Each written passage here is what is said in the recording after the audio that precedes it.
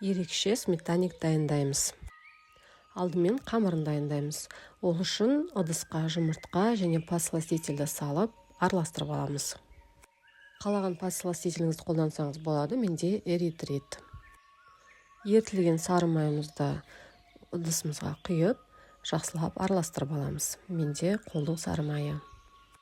Енді осы массамызға ұн және какаоны салып, араластырып, қамыр илейміз.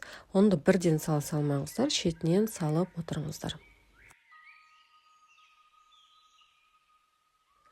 Осындай шоколадты қамырымыз дайын болды.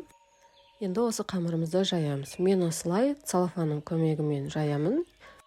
Қамырды екі целлофанның ортасына орналастырып, осылай жайып аламын. Сіз қалауыңызша жайсаңыз болады.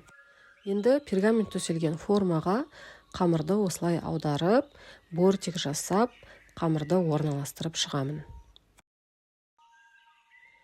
Бортигіміз сәл биіктеу болу керек, себебі начинка құямыз және бетінен әлі шоколад құятын боламыз. Артық жерін пышақпен кесіп, ыңғайлап жайып шығыңыз.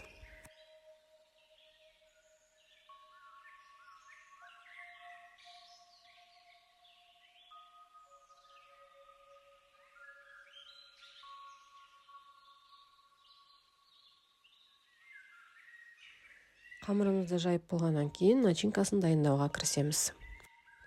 Начинкасын дайындауға бізге творог, 2 жұмыртқа, кукурузный крахмал және сметана қажет болады.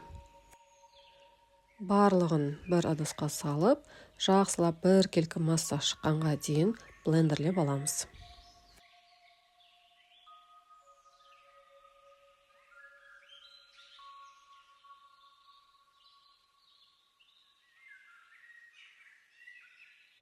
Массаға және подсластитель қосамыз. Мен басында қосуды ұмытып кеттім. Сол үшін соңында қосып, араластырып алдым. Эритриттен басқа да подсластительдер қолдануға болады.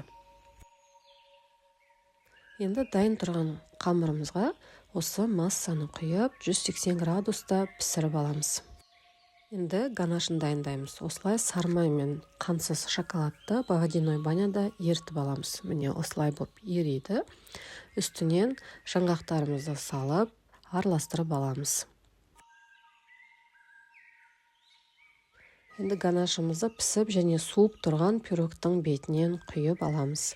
Аздап салқындатып алуға болады холодильникте, немесе осылай да бірден жей беруге болады. Осымен біздің ерекше творожный пирогымыз дайындап көріңіздер, өте дәмді болады. Ас болсын.